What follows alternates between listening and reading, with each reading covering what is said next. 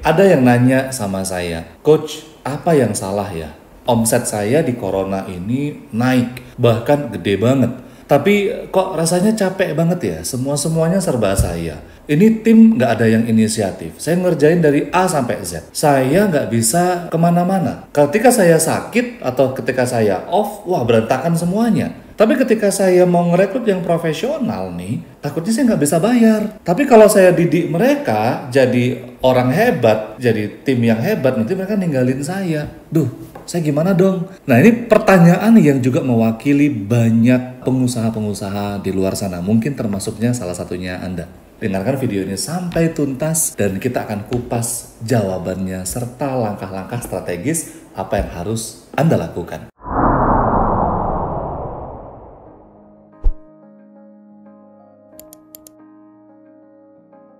Dulu ketika Anda memulai bisnis, mencari omset, Anda kan mencari tim juga ala kadarnya. Bener nggak Bapak Ibu semuanya? Kita hanya sebatas butuh helper saja. Orang yang sekedar admin ya, yang bisa balas-balasin chat, yang bisa jawab iya atau tidak, atau barangnya lagi ready, pengirimannya lagi jalan, lagi on the way. Atau kita hanya butuh sebatas helper untuk packaging barang, atau ngecek stok, atau untuk belanja. Yang intinya tim kita yang dulu kita rekrut untuk omset yang kita dapat hari ini adalah tim helper.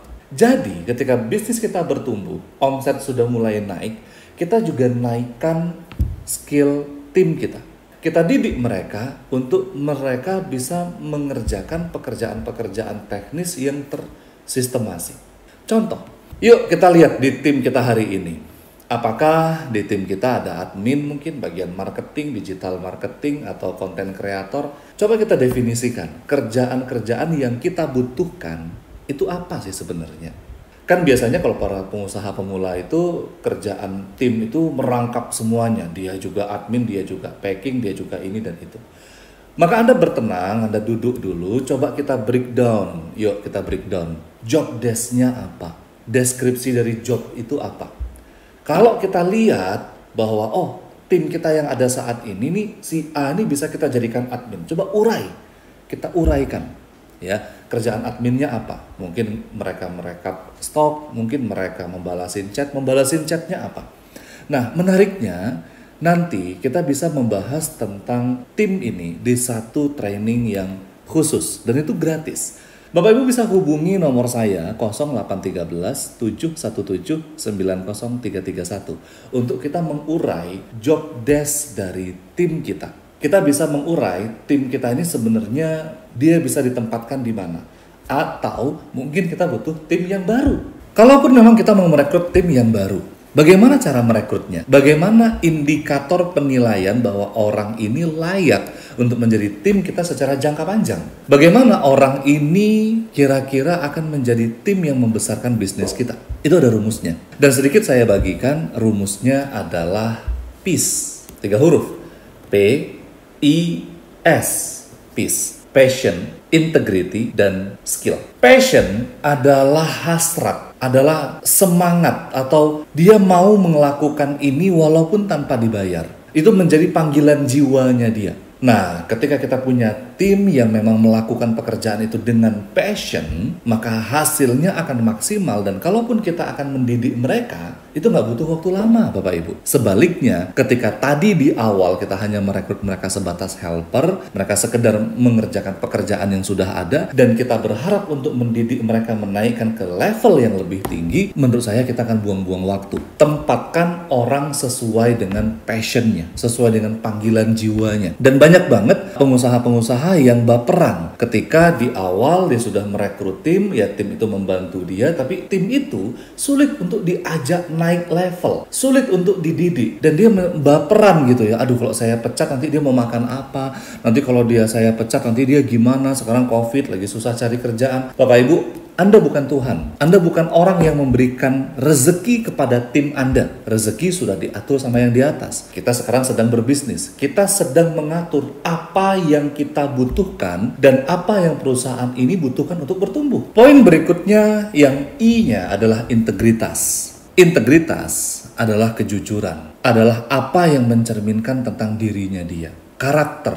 attitude. Mungkin di awal tadi kita nggak ketemu dengan orang yang punya passion. Dia seorang konten kreator yang amatiran dan kita mau membentuk dia jadi konten kreator yang pro, dengan desain yang pro, dengan editing yang bagus. Katakan dia nggak punya passion, tapi dia punya integritas. Orangnya jujur, ya, orangnya on time, orangnya disiplin, orangnya amanah. Ini jauh lebih penting untuk kita pertahankan daripada orang yang passion banget di bidang pekerjaannya, tapi omongannya nggak bisa dipegang, integritasnya nggak ada, nggak amanah. Orang seperti ini bisa menipu dengan lebih dalam. Jadi perhatikan tim Anda sekarang. Siapa-siapa mereka yang jujur, yang amanah, yang punya integritas yang tinggi, itu kita pakai dan itu kita tempatkan di tempatnya. Ingat, kita ini seperti sedang membangun bangunan. Namanya bangunan, gedung, rumah, itu kan nggak semuanya besi. Besi itu hanya untuk pondasinya saja. Dan ingat, besi itu keras, kaku, jelek bentuknya. Makanya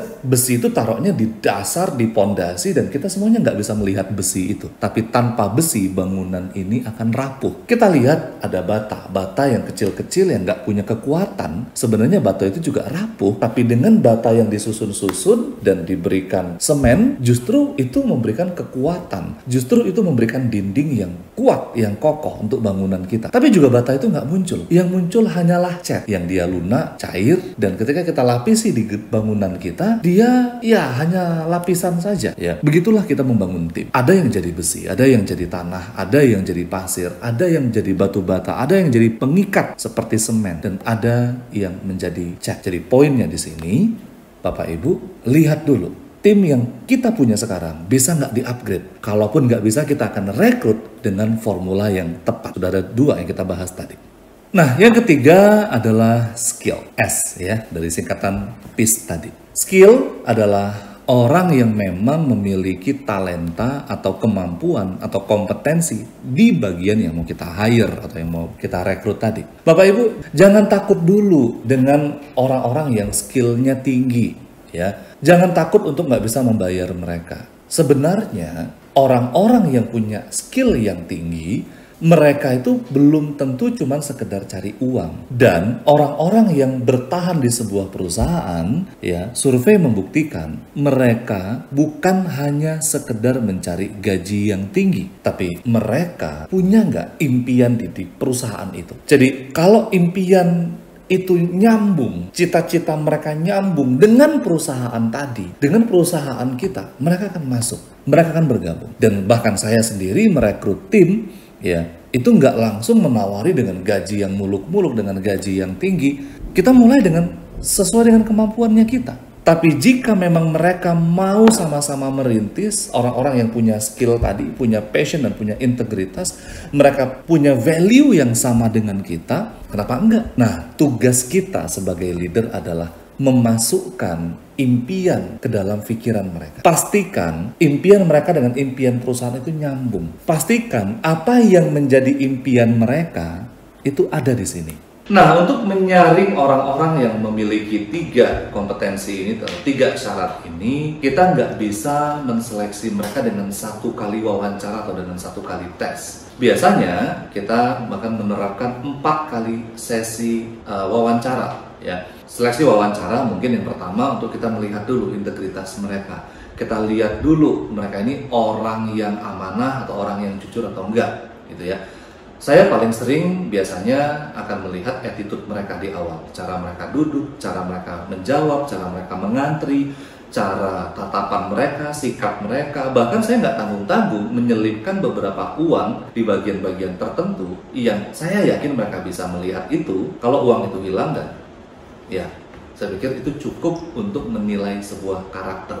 Ya, 50.000 saya pikir harga terlalu murah untuk kita bisa mengetahui karakter dan kejujuran seseorang. Untuk integritas juga kita bisa melihat dari track record pekerjaan yang sebelumnya. Dan juga jangan sungkan untuk mengobrak-abrik sosial media mereka secara pribadi. Coach, tapi itu melanggar etika nggak sih? Melanggar privacy nggak sih? Lah, kita kan lagi ngetes. Kita kan mau lihat ini orang kepribadiannya seperti apa. Chat-chatnya tuh isinya apa aja, sosmednya isinya apa aja.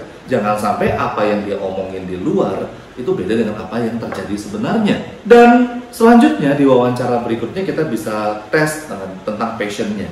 Kenapa kok dia ngambil jurusan tertentu? Kenapa kok kuliahnya mungkin lama? Apa hobinya? Dan kita bisa bandingkan dengan karya-karya mereka, dengan portofolio mereka, dengan hasil sebelumnya di perusahaan yang lain. Dan untuk skill, kita bisa memberikan project, mini project. Ya, mungkin kita bisa memberikan micro teaching kalau Anda membutuhkan seorang guru yang ditempatkan di bimbingan belajar Anda. Mungkin Anda bisa memberikan project design untuk seorang content creator, atau project video, atau seperti apa misalnya, untuk kita membuktikan bahwa memang mereka punya skill yang layak. Nah, kemudian kita juga bisa melakukan tes psikologi yang ringan untuk melihat apakah orang ini memang punya psikis yang baik, punya pemikiran yang baik, dan dia dalam kondisi yang fit untuk bekerja.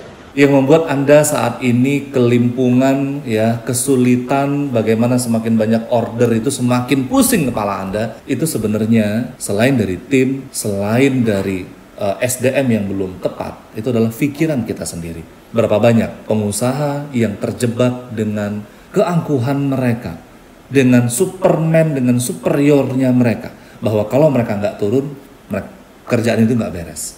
Berapa banyak pengusaha yang merasa bahwa ini harus dikerjakan dia, nggak bisa didelegasikan. Atau yang lebih buruk lagi, kalau didelegasikan, itu nanti karyawannya ngerti dari A sampai Z, mereka ngerti salahnya, nanti mereka akan buat usaha sendiri. Atau mereka berkhianat, atau mereka akan dicaplok sama orang lain. Bapak Ibu semuanya, hilangkan pikiran-pikiran negatif ini. Ini bisa banget kita counter, banget bisa kita jawab, ya. Yang pertama, bahwa namanya karyawan, ya mindsetnya memang dia karyawan, dia pengen aman, dia pengen dapat gaji bulanan. Dan namanya karyawan kalau sudah nyaman, ya ngapain dia kerja, ngapain dia pindah. Kenapa karyawan itu pindah? Kenapa dia terpikir untuk membuka usaha yang baru? Karena tidak ada kejelasan, tidak ada kepastian dari perusahaan Anda, alias bisnisnya gitu-gitu aja. Ya, namanya orang kan kepingin berkembang, Pak. Orang kepingin bertumbuh. Masa dia selamanya pengen gajinya gitu-gitu aja, mungkin di bawah UMR. Kalau dia baru gajian, baru masuk, oke lah gitu ya. Tapi kalau sudah 3 tahun, 5 tahun, dia pastinya akan berpikir, mau sampai kapan saya akan jadi content creator terus? Mau sampai kapan saya jadi asisten terus atau jadi admin terus? Dia akan berpikir. Nah, tugas kita adalah menyiapkan sistem itu. Sistem jenjang karir, kemudian akan kemana perusahaan ini akan bermuara. Kalau perusahaan ini besar, bisa menggaji mereka, kita akan menggaji mereka berapa? Berapa yang mereka harus berikan untuk perusahaan ini agar gaji yang besar itu layak dan pantas untuk kita berikan ke mereka, tidak membebani perusahaan kita. Ya, kita buat sistem penilaian kinerja sehingga mereka yang benar-benar berprestasi layak mendapatkan itu, dan mereka yang kerjanya setengah hati juga nggak kecewa, juga bisa mengukur diri bahwa kenapa mereka dapatnya kecil, ya iyalah gitu ya. Masa lu mau disamakan dengan yang mereka ya udah totalitas lembur, ya berprestasi? Ya nggak bisa dong. Kuncinya Bapak Ibu, sekali lagi, bisnis itu bukan cuman sekedar omset. Bisnis bukan cuman sekedar kita jualan. Bisnis adalah perkara kita membangun sistem. Perkara kemana bisnis ini akan kita bawa 5 tahun, 10 tahun ke depan. Tulis komentar Anda di bawah dan hubungi saya di nomor 0813 717 90331. Yuk, kita diskusi. Silakan jika ada yang ingin ditanyakan, mudah-mudahan saya bisa menjawab dan memberikan pencerahan untuk teman-teman semua. Assalamualaikum warahmatullahi wabarakatuh. Sampai jumpa ya di video selanjutnya.